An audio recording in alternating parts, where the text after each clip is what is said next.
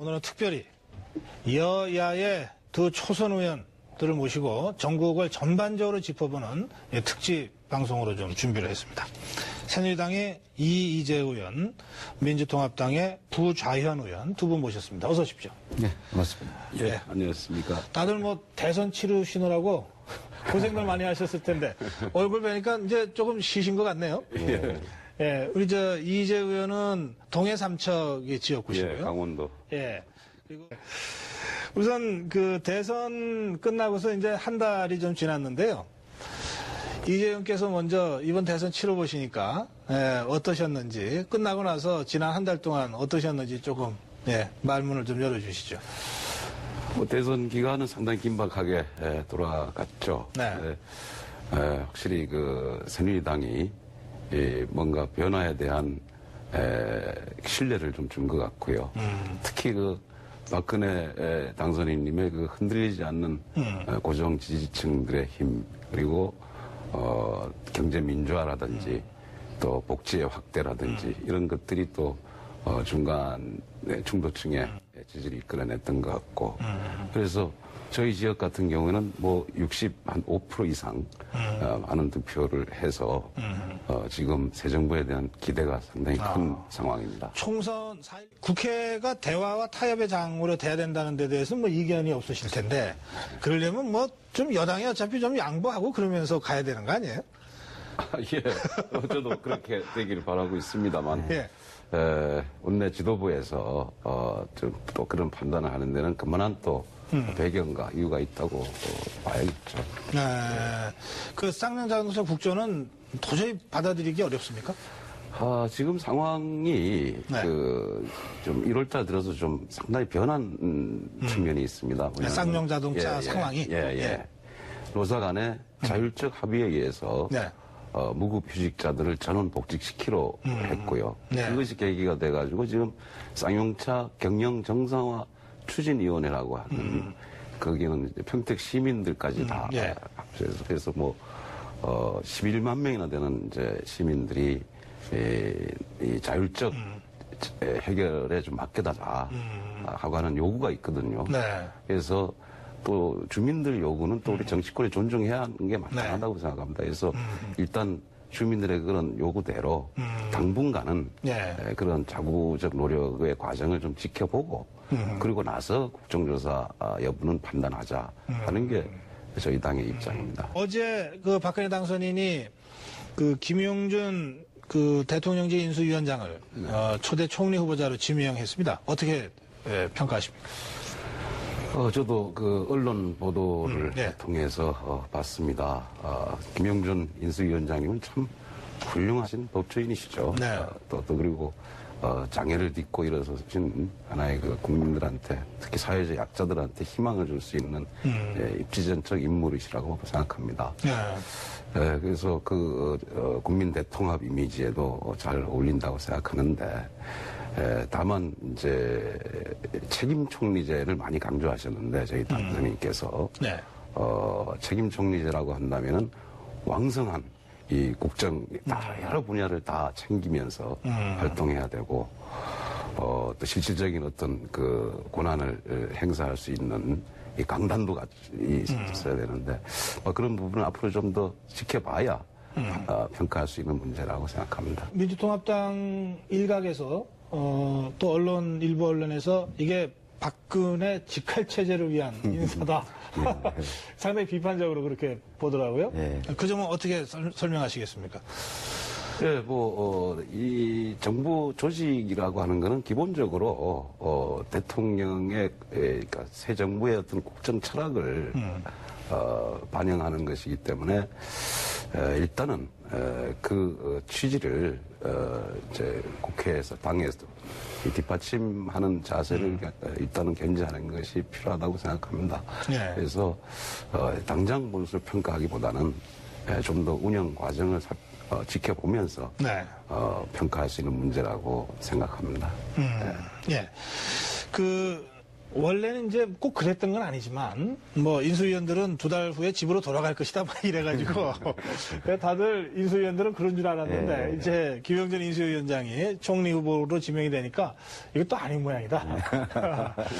그리고, 그래서, 친박계 인사들이 사실은 뭐, 박근혜 당선인의 당선에 가장 뭐, 공을 많이 세운 분들인데, 이 사람들이 이제 되게 좀 물러날 거다. 뭐, 백의종군을 하든지, 2선에서 좀 지켜보들 거다고 했는데, 안 그럴 수도 있다.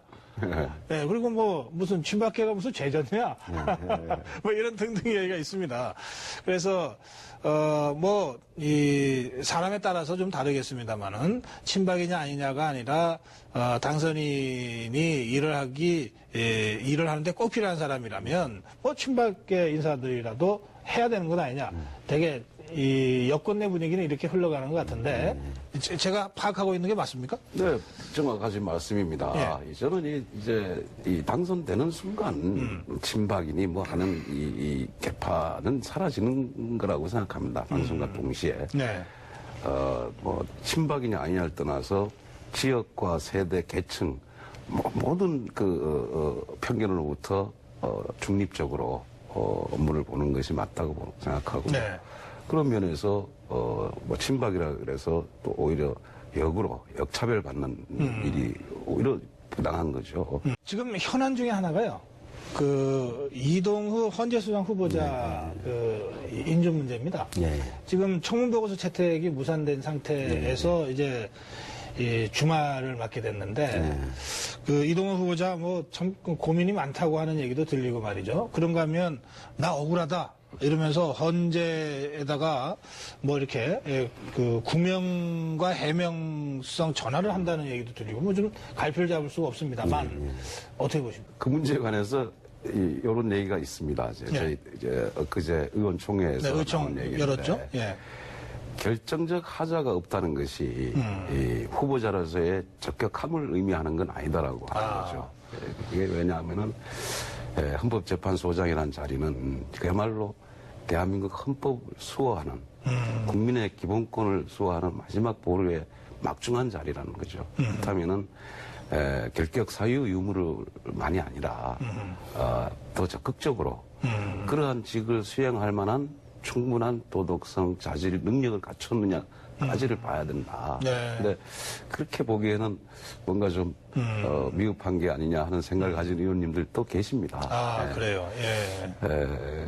하여튼 그 문제는 일단 뭐 현재 경과보고서 채택이 예약한 이견으로 지금 무산된 상태니까 계속 진행되기는 어렵지 않겠나 봅니다. 이게 계속 진행되려면 근데 이재 의원님. 네. 저는 사실 정책의총, 그러니까 의총을 보면서요. 네. 그러니까 이한구 원내대표가 상당히 강하게 이거 통과시켜야 된다고 하는 입장을 가지고 있었잖아요. 네. 그러다가 의총 열고 난 다음에 아직 결론 내리지 못하겠다 이렇게 갔잖아요. 예. 역시 의원들의 힘이 큰 것 같아요. 예, 의원총회가 네. 저희 새누리당 내부에서도 여러 가지 의견들이 이제 표출이 됩니다. 네. 그래서 거기에서 보면은 대체적으로 다수 의원들이 어떻게 생각하는지 또 소수 의견이라더라도 상당한 설득력을 가지고 있는 경우가 있거든요. 그것이 지금 현재 새누리당을 하여금 일방적으로 당론을 정해서 가지 못하는 배경이고. 그래요. 그러니까 엊그제 의총만 보면 새누리당이 지도부가 그냥 딱 일사불란하게 줄 세워서 이리 가자 뭐 이러는 구조는 아닌 것 같아요. 이런 상황을 보는 집권당 의원으로서의 심정이 어떤지 좀 궁금합니다. 예, 정말 안타깝습니다. 감사원이 2차례인가요? 몇 차례 조사를 했는데 네. 발표 때마다 왜 결과가 그렇게 상이한 발표를 하는지 결국 그것이 국민으로 하여금 좀 혼란을 초래한 측면이 있다. 그리고 또 결국 또 정부 부처 간에도 갈등이 표출되게 된 데 대해서 우선 하여튼 대단히 유감스럽게 생각하고요. 따라서 이거에 대해서 앞으로 실체적 진실을 밝히는 게 중요하겠다 생각합니다. 실체적 진실이 한 달 안에 밝혀지겠습니까? 지금 이 문제를 지금 또 민주당에서도 국정조사를 요구하고 있는 걸로 압니다. 주장을 하고 있죠. 다만 국정조사를 주장하시면 어느 부분을 국정조사가? 국정조사가 꽤 없다 이렇게 보는 거죠. 그렇죠. 이 피감기관이 지금 감사원을 다시 감사하겠다고 나선 꼴이 됐다 이런 말씀이시죠. 예. 저는 지금 당장 이제 국정조사를 실시할 거냐 하는 문제인데요. 예. 제가 이제 국토해양위원입니다. 그래서 지난해 상임위에서 이미경 의원님도 주장하셨고 민주당 의원님들께서 국토해양위 차원에서 특별위원회를 구성해서 이 문제를 한번 조사해보자는 의견이 계셨거든요. 네. 저도 내심 동의를 했습니다만은 채택되지 못했습니다만. 그래서 지금 이 문제는 바로 국정조사를 가기보다는 국회가 해당 상임위를 갖고 있으니까 국회의 기능을 제대로 좀 발휘하게 한다는 의미에서 차제에 국토해양위에서 특별위원회를 구성하든지 해서 전문가도 참여시키고 필요하다면 관계 부처까지 참여시켜서 정말 객관적으로 실체적 진실을 가릴 수 있도록 하는 게 먼저 좀 선행된 하는 게 좋겠습니다. 알겠습니다. 그러니까 국토해양이 마지막으로 이것도 좀 짚어봐야 될 것 같습니다. 그 이명박 대통령이 뭐 사면한다는 얘기가 아직도 계속 나오고 있습니다. 오늘 이상득 전 의원 대통령 형님이 어제 2년 실형을 선고받고 오늘 항소를 했습니다. 그러니까 재판이 이제 미결 상태가 되기 때문에 대통령이 사면을 하려고 해도 이제 못하는 거죠, 법률적으로. 그래서 조금 무슨 봐주기 사면 이 논란은 조금 줄어들 수 있을지 모르겠습니다만 그래도 임기를 마치는 대통령이 특별 사면하는 것이 맞느냐 이런 논란은 여전히 있을 수 있잖아요. 어떻게 보세요? 사면권은 그야말로 대통령의 고유 권한입니다. 해서 할 것이냐 말 것이냐 그리고 대상을 누구로 할 것이냐 하는 것도 누구의 동의를 구할 필요도 없이 대통령이 바로 즉각 결정할 수 있는 문제입니다.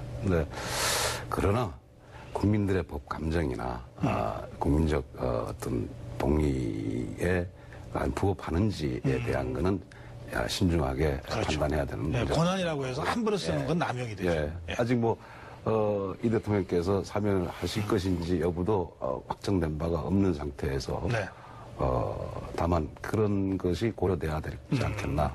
고위 권한인 만큼 행사 자체를 뭐라고 알고 하는 건 적절치 않은 걸로. 그러나 할 경우에는 국민법감정과 여론을 충분히 들어서 하는 것이 맞다.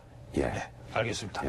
박근혜 당선인한테 야당 의원으로서 주문하고 싶은 것이 있으실 거고 또 여당 의원으로서 주문하고 싶은 것들이 또 오죽 많겠습니까? 그런데 초점을 맞춰서 마무리 인사 말씀 부탁드립니다. 먼저 이희재 의원께서. 사실 제가 19대 초선인데 19대 국회 보면은 새누리당의 경제민주화 실천 모임이 있습니다. 거기에 이제 운영위원으로 참여했고. 그러시군요. 또 그리고 지난 대선 기간에는 새누리당의 여러 공약들 가운데 경제민주화 추진 공약위원으로 참여를 해서 경제민주화 공약들을 이제 성안했기 때문에 우리 박근혜 당선인께서 앞으로 적어도 경제민주화 관련 공약만큼은 꼭 관철해낼 수 있도록 우리들이 먼저 노력을 하겠습니다. 국회에서. 그러나 거기에 좀 힘을 실어주시면 좋을 것 같습니다. 마무리 말씀으로 듣겠습니다.